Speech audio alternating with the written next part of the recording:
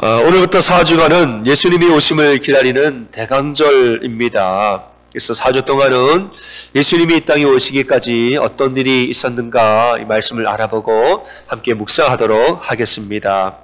오늘은 마태복음 1장에 예수님의 오시는 족보를 읽었습니다.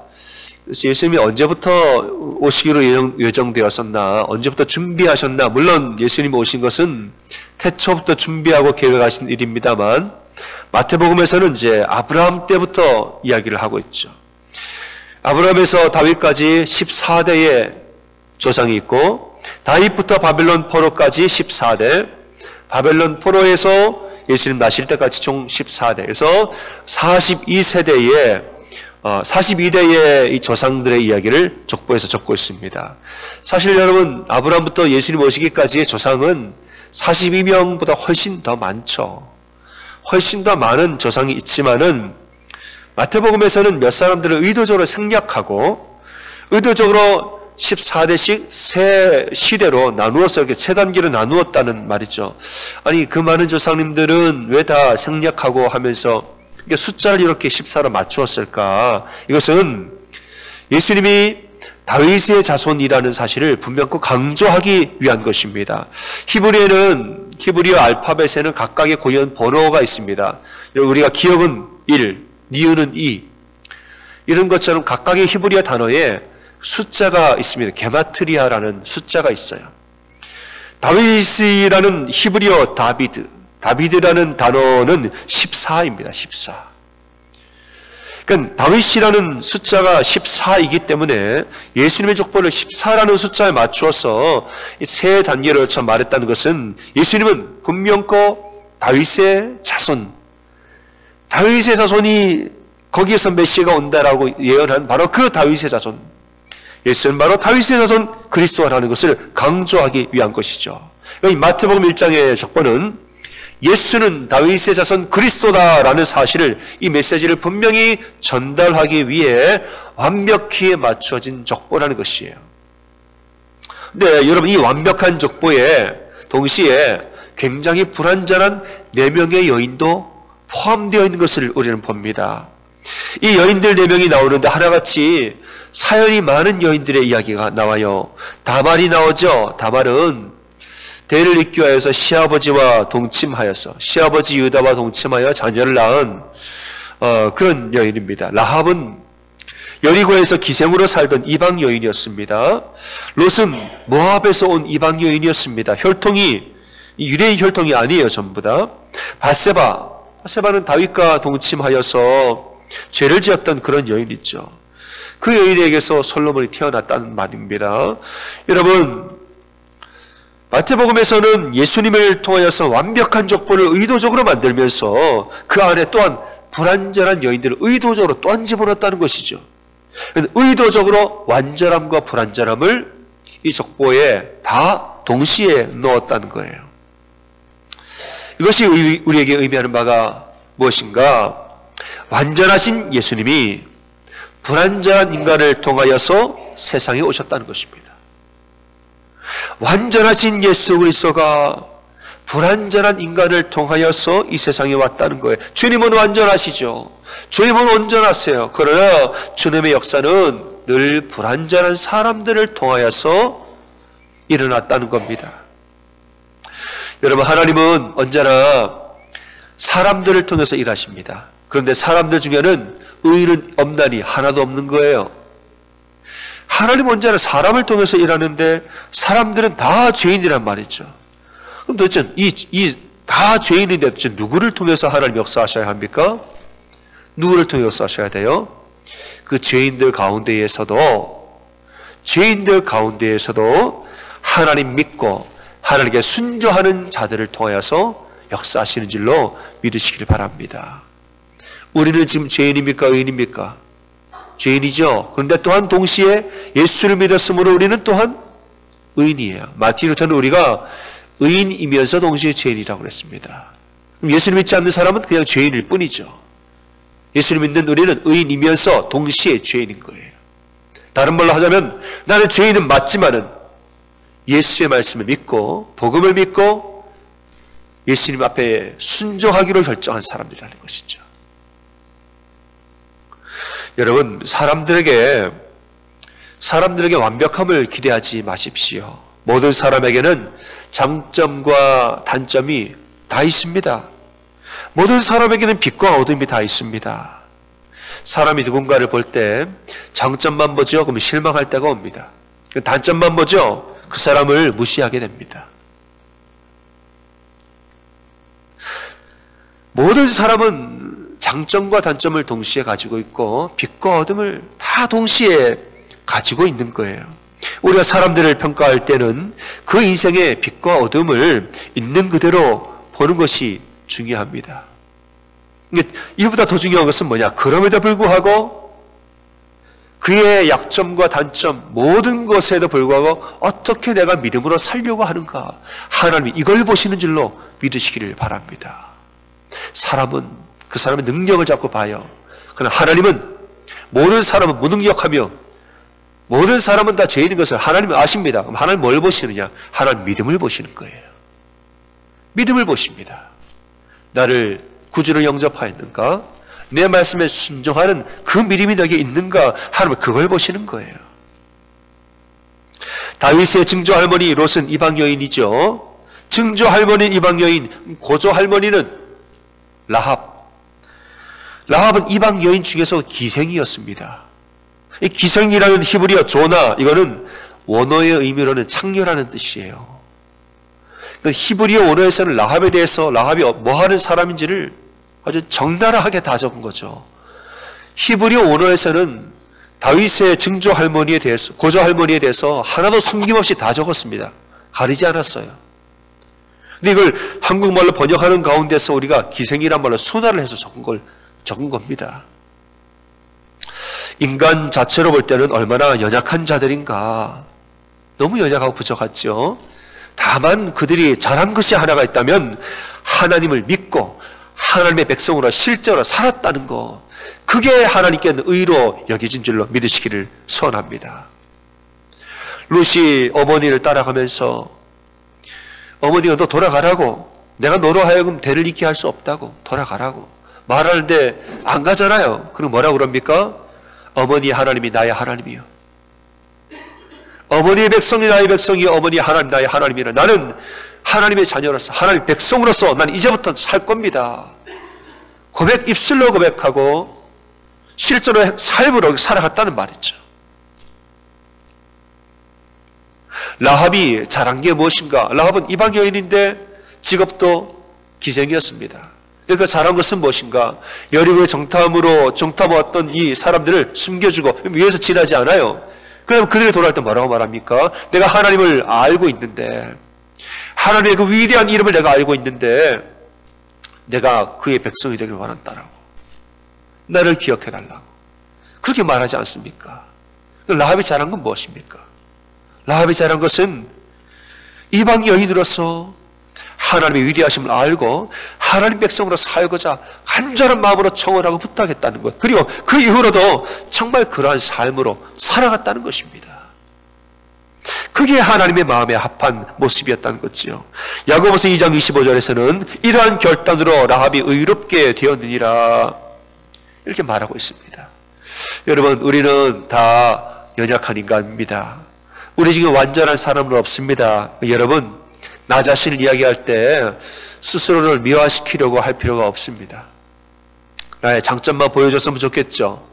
나의 좋은 모습만 사람들에게 드러나면 좋겠죠. 너무 그렇게 노력하지 마십시오. 우리는 서로 알고 있어요. 다 연약함이 있다는 걸 알고 있다고요. 여러분, 옆에 분들을 보면서 솔직하게 이야기를 하겠습니다. 저를 다 알고 계시죠? 이렇게 인사 한번 하겠습니다. 저를 다 알고 계시죠? 잘 안 하려고 그러는데 다라고 하니까 안 하려고 그러신 것 같아. 다 빼고 저를 아시죠? 이렇게 서로 솔직하게 좀 고백하겠습니다. 시작. 저를 아시죠? 우리가 그런 사람입니다. 여러분, 우리가 그냥 그렇다는 사실을 겸손히 인정하면 좋습니다. 다만 성령님이 나의 연약함을 도우신다는 사실을 굳건히 믿는 여러분 되시기를 주님의 이름으로 축원합니다. 우리가 그런 사람인 거 우린 알고 나도 알고 다 알아요. 뭐 그걸 감춥니까? 다 알아요. 다만 거기서 머무르면 안 되죠.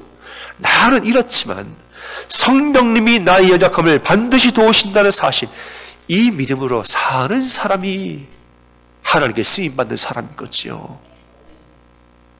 사람이 자기 연약함에 그냥 발목이 묶이면은 자기 비하를 하고 삽니다. 내가 이런데 뭘 할까? 자꾸 발목이 묶여요. 또 어떤 사람 연약함을 부정하는 사람도 있을 거면 교만해지는 거예요. 자기 연약함에 너무 발목이 묶이면 뭘 하지를 못합니다. 비하를 자꾸 하고. 근데 자기 연약함을 부정하게 되면 이상하게 사람 교만하고 오만하게 변하게 되는 것입니다. 하지만은 자신의 나의 나됨을 겸손히 인정하고 하나님께 도움을 구하는 사람이 그런 사람의 강건해지는 것입니다. 하나님, 저는 부정하고 나는 많은 사람입니다. 내가 하나님 앞에 참 부끄러워서 하나님 앞에 죄송한 부분이 얼마나 많은지 모릅니다. 하나님 저를 용서해 주세요. 그래서 나는 하나님이 꼭 필요한 사람입니다. 이 고백을 하는 게 중요한 거죠. 하나님 나를 세워주세요. 하나님 나를 강하게 해주세요. 하나님 나의 길을 인도해 주세요. 나는 당신 없이는 못 사는 존재입니다. 은혜를 간구하고 도우심을 간구하는 그런 여러분 되시기를 주님의 이름으로 축원합니다. 여러분, 우리의 연약함은 하나님이 일하시는 통로가 되어집니다. 사람의 연약함이라는 것은 은혜가 임하는 통로가 되어져요. 하나님을 모르는 사람들에게, 하나님 모르는 사람들에게 연약함이라는 것은 내가 무너지는 통로가 되죠. 연약함 때문에 내가 무너지니까. 하지만 하나님 믿는 사람들, 믿음 있는 사람들에게 연약함이라는 것은 하나님 은혜가 임하는 통로가 되어지는 것입니다. 달라스 세미안교회 최병로 목사님의 책에 나오는 이런 이야기가 있습니다. 그 교회에 참 신앙이 좋은 부부가 있었는데 아이를 낳았습니다. 이분이 믿음이 굉장히 좋으니까 아이를 낳을 때 목회자가 되기를 기도하는 마음으로 아이 이름을 다윗이라고 지었다는 거예요. 얼마나 기대가 많았겠어요? 정말 기도하면서 태중에 있을 때부터 기도하고 낳으면서부터 하나님, 야 이거 목회자가 되기를, 얼마나 기도로 준비를 많이 했겠어요. 근데 아이가 자라면서 보니까 뭔가 행동이 좀 다른 아이와 다른 겁니다. 뭔가 좀 이상해 보이는 거예요. 병원에 가서 검사를 해봤더니 이 아이는 자폐아입니다. 자폐아 판정을 받았어요. 얼마나 충격을 받았을까요? 하나님, 정말 우리가 임신하면서 태중에서부터 그렇게 기도를 하면서 하나님의 도우심 간구하고 이렇게 기도하면서 우리가 아이를 낳았는데 어떻게 우리에게 이런 일을 주십니까? 부모의 마음이 얼마나 아팠을까요? 이 자폐아의 판정을 받은 부모님들의 이 마음이, 그 부모님들의 소원이, 기도 제목이, 중요한 기도 제목이 하나가 있대요. 뭐냐? 하나님, 제가 이 아이보다 하루만 더 살게 해주세요. 이 기도 제목이 있다는 거예요. 아이보다 내가 하루만 더 늦게 죽게 해주세요. 내가 죽으면 이 아이는 누가 돌봅니까? 한국에 태어난 아이들 중에서 38명 중에 1명이 자폐아로 태어난다는 거예요. 놀라운 수치죠. 점점 그 수치가 늘어난다는 겁니다. 이제 이 아이 아기를 키우는데 부모님에게 고통의 삶이 시작됐습니다. 그냥 아이를 기르는데 눈물과 아픔으로 아이를 계속 기르게 되는 거예요. 근데 신앙이 졸리가 교회를 오죠. 교회를 오면 어떻게 되는가? 교회에 와도 예배를 못 드리고, 부모님이 하는 일이라는 것은 이제 아이를 찾으러 다니다가 그냥 집에 가버린다는 거예요. 그냥 한순간만 방심을 하면은 아이가 강대상 위에 올라가 있고 그랬다는 거예요. 조금만 좀 신경을 안 쓰면은 그냥 위험한 칼이나 불 이런 데 막 뛰어가고 있고, 막 소스라치게 놀라고, 그러면서도 내가 예배를 드려야지, 사모하는 마음으로 예배를 드리고, 예배가 혼자 전쟁을 치르면서 하나님 나를 도와주세요. 기도와 육아를 교회에서 반복을 하면서 그 신앙 가운데 사는 것이에요. 근데 놀라운 것은 그 교회에서 가장 신실한 부부가 바로 그 부부라는 거예요. 교회에서 가장 신실한 부부가 바로 그 부부였다는 겁니다. 기도할 때 누가 막 엉엉 울면서 그냥 통곡을 하면서 기도하기는 누군가 보면 그 부부예요. 강대상 바로 앞에 나와가지고 십자가를 바라보면서 그냥 두 부부가 울면서 기도하는 이 사람 누군가 하면 바로 그 부부인 거죠. 가장 눈물이 많은 분들이 그분들이고, 모든 일에 하나님을 의지하는 그 신앙이 있는 분도 그 부부고, 하나님께 나의 모든 인생을 다 맡겨드립니다, 하나님만 바라보고 오직 믿음으로 사는 부부가 누군가 하면 바로 그 부부들이라는 거죠. 이 부부가 하나님을 원망하는 말도 목사님이 들어보지는 못했고, 신세 한탄하는 말도 목사님 못 들어봤다는 거지요. 근데 그들이 아는 것은 뭐냐?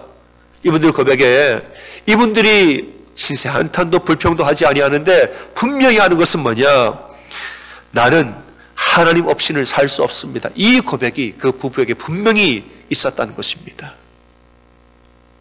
어떤 사람 말합니다.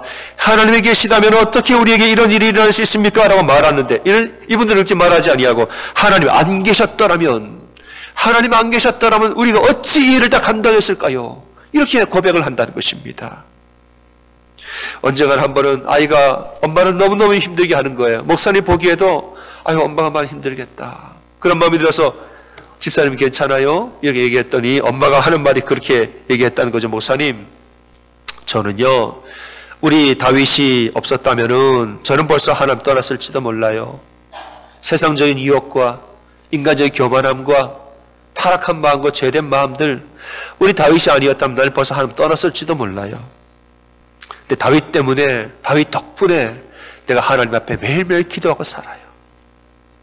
여러분, 우리의 연약함은, 믿지 아니하는 사람들의 연약함은 무너짐의 통로가 되지만은, 믿음으로 사는 사람들에게 연약함이라는 것은 은혜가 임하는 통로가 되어지는 줄로 믿으시기를 주님의 이름으로 축원합니다.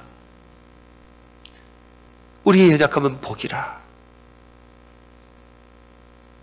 사단은 우리를 연약함이라는 상자 안에 자꾸 가둬두려고 애를 씁니다. 사단이 전략이 바로 그런 것이에요.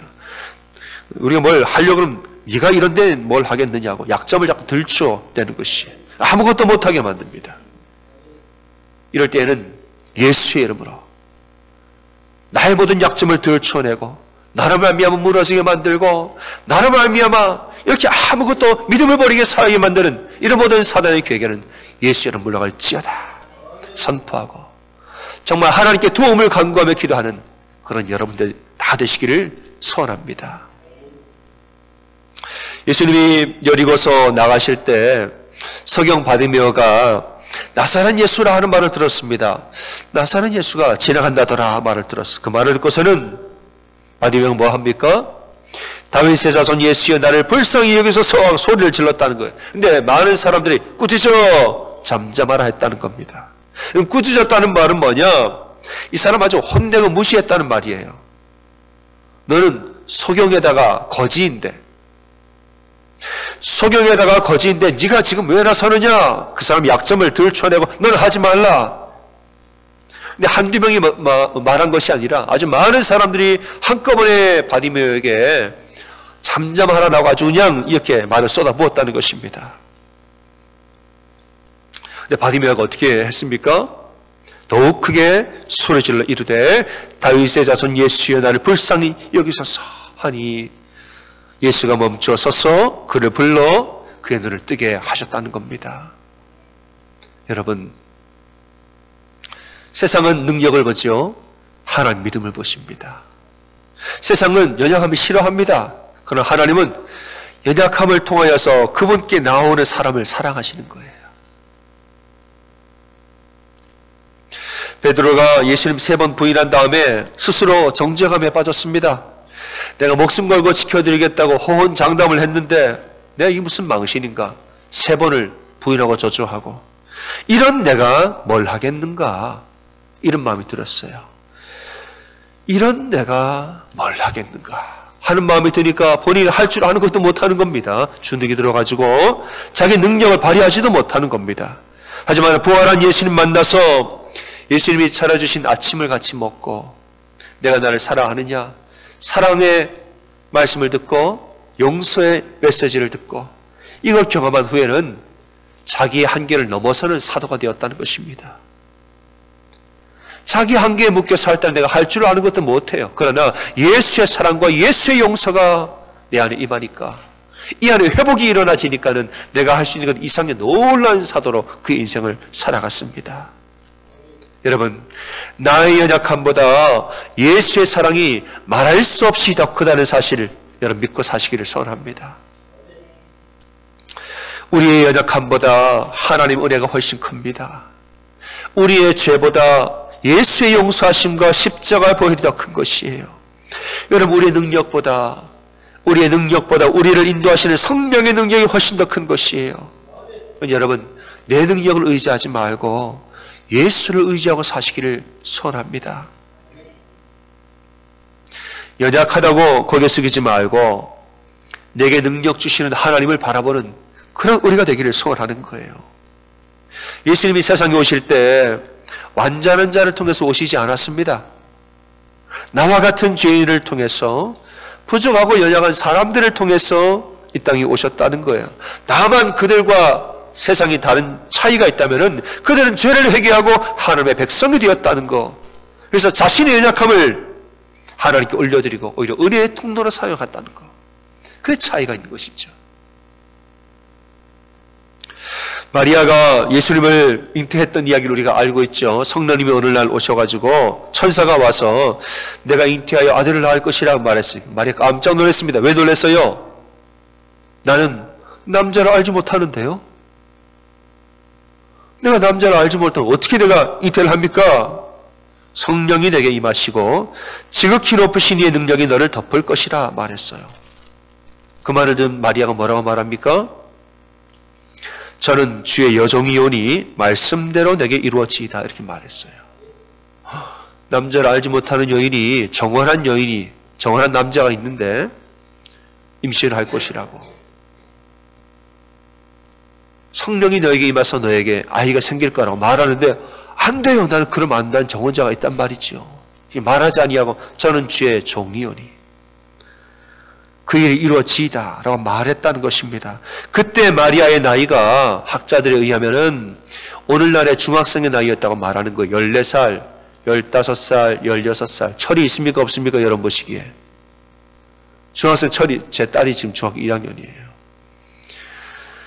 14살, 15살, 16살 아이가 철이 있습니까 없습니까 여러분?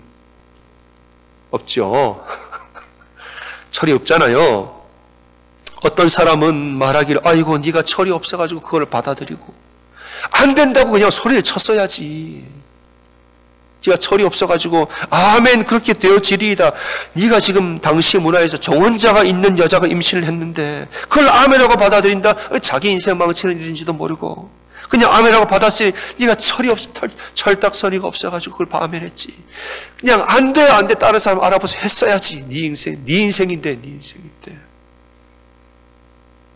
여러분 철이 없죠. 그런데 주님은 그런 자들의 순종을 통하여서 오셨습니다. 아멘. 인간적으로 볼 땐 철이 없죠. 인간적으로 볼 때는 무리해 보이고 너무 저렇게 할 필요가 있을까 싶죠. 그러나 주님은 그러한 자들의 온전한 순종을 통하여서 오셨습니다. 하나님은 우리의 능력이 아니라 우리의 믿음을 보십니다. 아멘. 능력은 하나님이 주시는 거예요. 우리에게 필요한 것은 믿음입니다. 능력은 하나님 손에 있어요. 우리에게 필요한 건 뭡니까? 믿음이에요. 믿음이 순종인 것이지요. 사람은 다 연약함이 있습니다. 연약 없는 사람이 없어요. 다 연약함이 있지요. 그 연약함이 묶여버리면 우리는 아무것도 못합니다. 하지만은 우리가 믿음으로 나아가고 순종으로 나아갈 때에 이 연약함은 놀라운 은혜의 통로가 되는 줄로 믿으시기를 소원합니다. 이러한 믿음이 있을 때에는 우리는 세상에 감당치 못할 자가 되어지는 것입니다. 예수님의 조상들을 소개할 때 뭐 한 분 한 분을 됨됨이를 볼 때 다 훌륭하고 완전한 조상들이면 좋겠죠. 우리 조상님은 뭐 어떤 직분을 했고 뭐 나라에 큰일을 하셨고 똑똑하시고 아주 그냥 족보 가지고 훌륭하면 좋겠죠. 근데 여러분 족보를 보시면은 감추고 싶은 조상들도 많았어요. 이 조상, 이 어머니, 이 아버지는 지금 지워버리고 싶다. 행적이 너무 부끄러워서. 이런 감추고 싶은 사람도 있습니다. 우리는 마찬가지죠. 우리가 자녀들 소개할 때, 부모님 소개하고 가족들 소개할 때, 막 그냥 어디 가서도 막 자랑하고 싶은 부모님, 자녀들 있으면 얼마나 좋아요. 근데 감추고 싶은 가족도 있어요. 우리 아이들, 아이고, 첫째는 자랑하고 싶은데, 둘째는 좀 말 안 했으면, 안 물어봤으면 좋겠어, 누가. 아이고, 내 남편과 내 아내는 누가 아무도 안 물어봤으면 좋겠어요. 너네 부모님 뭐 하시냐고? 그런 질문 좀 하지 마세요. 감추고 싶은 마음이 있다고요. 여러분, 사단은 우리를 그러한 부분들을 묶어 놓으려고 노력합니다. 사단은 우리의 연약함을 찾아내서, 우리의 단점을 찾아내서 너는 이러니까 너는 못하고, 이러니까 너는 안 된다고 자꾸 우리 과거와 우리의 연약함들을 자꾸 들춰내고 우리를 제한시키려고 묶어 놓으려고 해요. 하지만은 하나님은 우리의 연약함을 하나님께 올려드림으로 은혜의 통로로 삼기 원하시는 줄로 믿으시기를 소원합니다. 하나님 바로 그 부분이 너의 은혜의 통로라고, 내가 거기를 통해서 너에게 갈 거라고 하나님 원하시는 거예요. 바로 그 부분을 통해서 우리를 만나주시고, 그 부분을 통해서 우리를 강건케 하시고, 그 부분을 통하여서 이 부분을 하나님 앞에 믿음으로 올려드릴 때에 그 부분을 통하여서 믿음의 역사를 나타내시는 겁니다. 여러분, 우리 대강절에 예수 그리스도 오심을 묵상하면서 우리 예수님의 은혜를 많이 묵상하시기를 소원합니다. 연약한 자를 통해서 이 땅에 오신 주님, 능력이 아니라 믿음을 통해서 일하시는 주님을 우리가 좀 바라보기를 원합니다. 우리 주님 앞에 감사드리고 또 예수님을 더 사랑하는 그런 여러분의 대강절이 다 되어지기를 주님의 이름으로 축원합니다.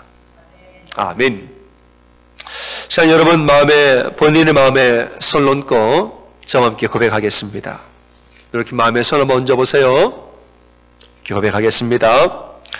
하나님은 내 연약함이 아니라 내 믿음을 보신다. 시작. 하나님은 내 연약함이 아니라 내 믿음을 보신다. 한 번 더 합니다. 시작. 하나님은 내 연약함이 아니라 내 믿음을 보신다. 아멘.